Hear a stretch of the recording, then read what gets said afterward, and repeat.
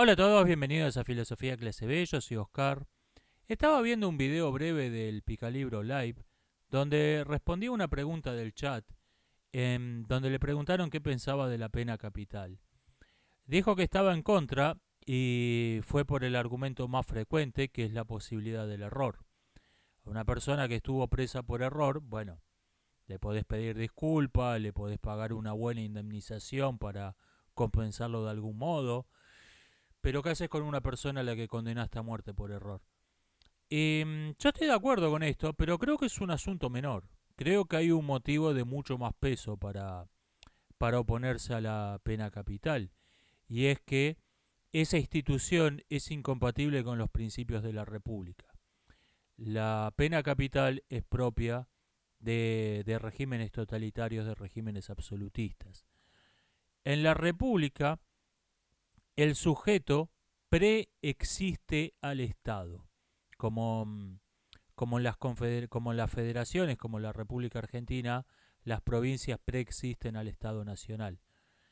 En, en los regímenes unitarios, las regiones administrativas, las provincias, son divisiones administrativas del Estado Nacional. La relación es inversa. Bueno, en las repúblicas, el sujeto preexiste al Estado, no en una relación cronológica, no en un sentido temporal. No es que el Estado no existiera cuando el sujeto nació, no existiera temporalmente, pero lo preexiste en un sentido ontológico. El sujeto está antes que el Estado. El sujeto es causa del Estado y no efecto. El Estado republicano es una congregación de sujetos. La institución de la pena capital invierte esta relación, porque si el Estado el Estado puede matar legítimamente a un sujeto, entonces quiere decir que el Estado está antes que el sujeto. El sujeto es un súbdito, es un ser que debe su existencia al Estado. Esta mentalidad es propia de regímenes totalitarios como el de China, o propia de regímenes absolutistas como la Francia del siglo XVIII. En la república, en una verdadera república, el Estado no puede matar a un sujeto, el Estado no puede matar a un ciudadano.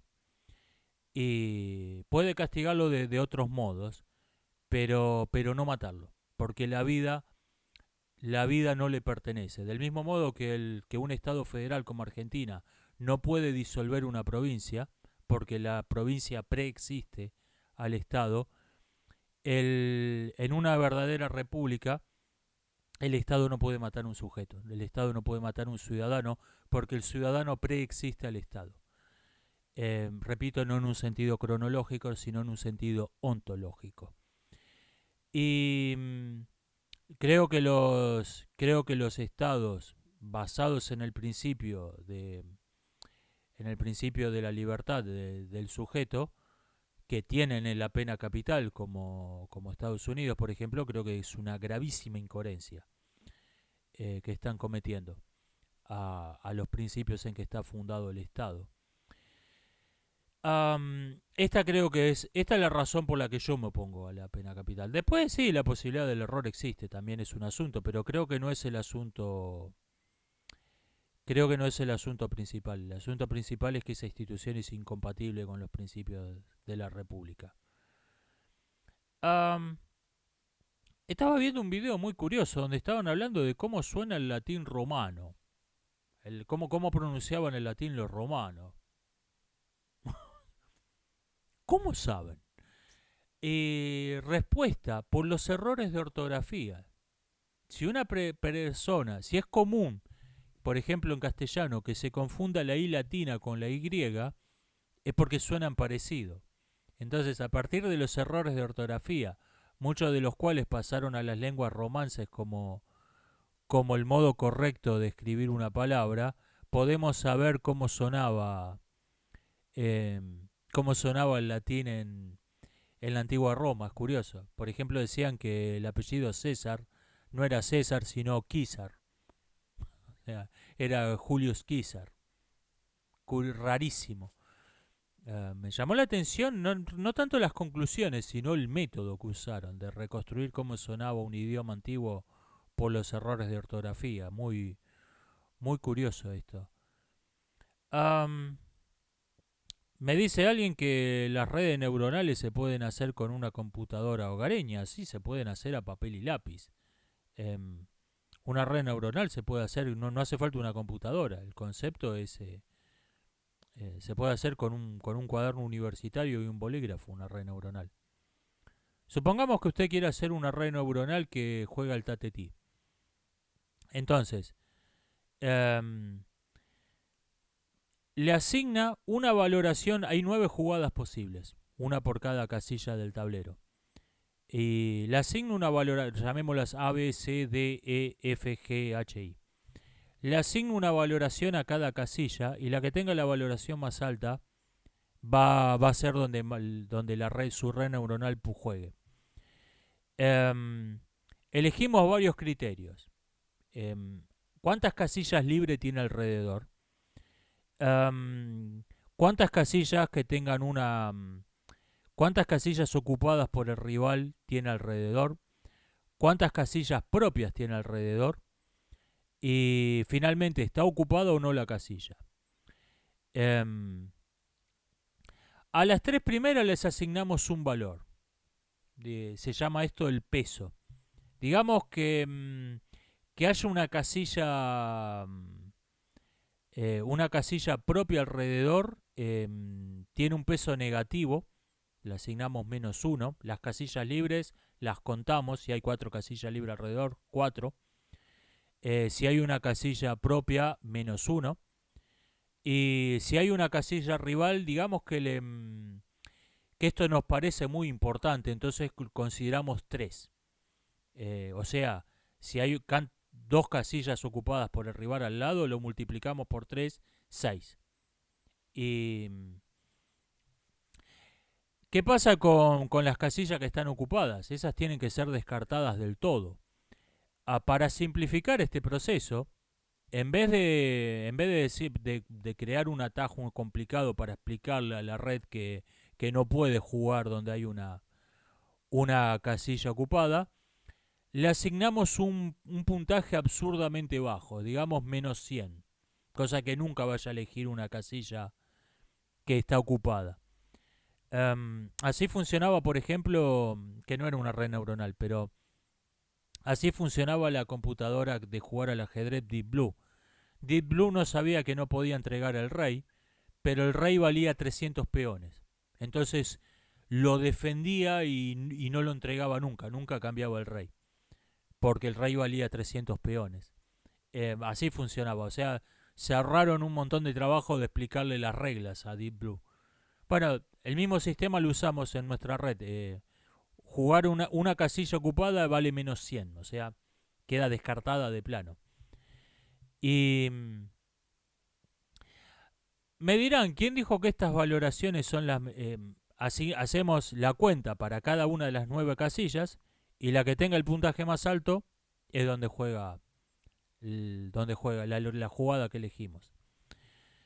¿Cómo sabemos qué configuración es la mejor? Probamos todas al azar. Digamos, las casillas libres pueden valer de -5 a 5, darle cualquier valoración. Las casillas ocupadas por el rival, de -5 a 5, cualquier valoración. Y las casillas propias, de -5 a 5, cualquier valoración.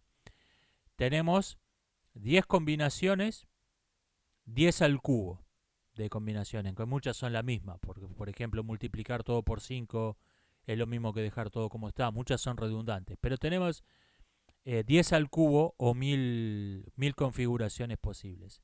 Acá es donde necesitamos una computadora.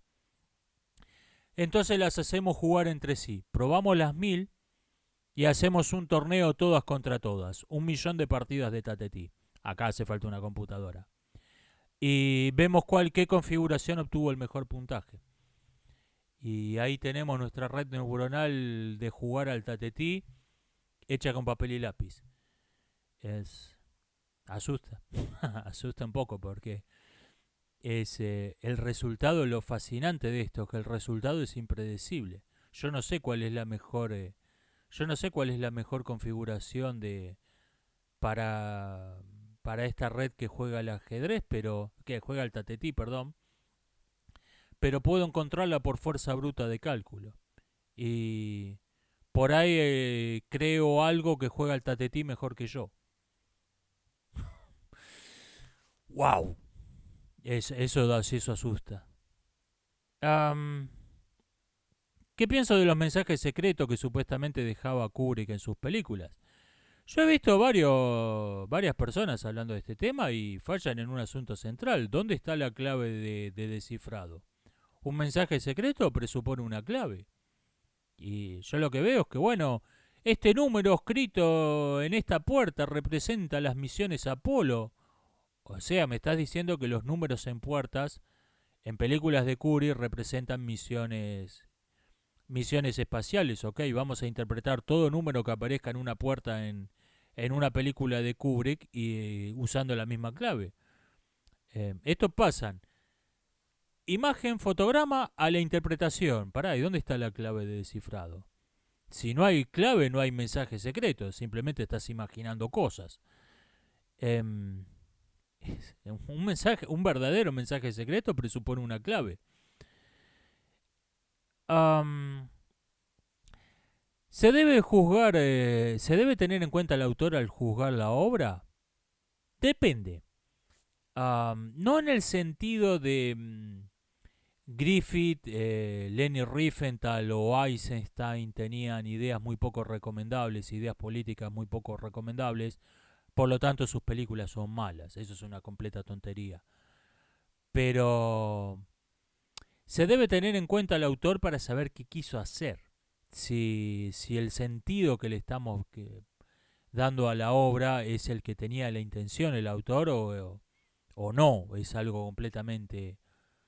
se presta una lectura que es completamente intencional. Por ejemplo, me causó gracia en la versión políticamente correcta de Los Siete Magníficos, me causó gracia que el único que queda vivo es el negro al final. Y yo decía, qué divertido que hubiese sido esto si si esto hubiese sido una película de Quentin Tarantino, qué brillante que hubiese sido. No lo es porque no es intencional. No es brillante porque no es intencional. Es simplemente producto de estar filmada esa película por completos incompetentes que no saben nada de cine, que son ahí, están por cupo o por andar pegando afiches para el partido político correcto. Si lo hubiese hecho alguien a propósito, eso hubiese sido brillante.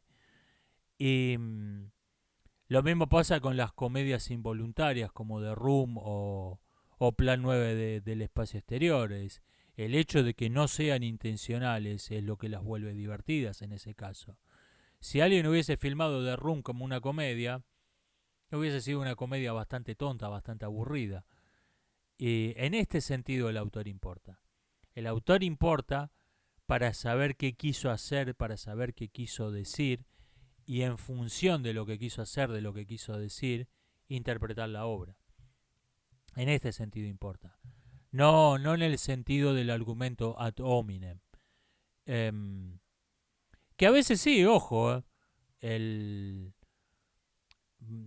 qué sé yo, cuando alguien, un multimillonario que vive en una mansión de Beverly Hills, firma una película sobre qué bueno que es ser pobre, ¡wow! Que es un hipócrita. En ese sentido, sí, el argumento ad hominem viene al caso. Cuando la moraleja de la película es absolutamente hipócrita. En ese sentido, sí. Pero, repito, lo que no tiene sentido es Leni Riefenstahl era nazi, por lo tanto sus películas son malas. Eso es una completa tontería. En ese sentido no se tiene que juzgar la película por el autor. Y voy cortando por acá. Nos estamos viendo. Hasta la próxima.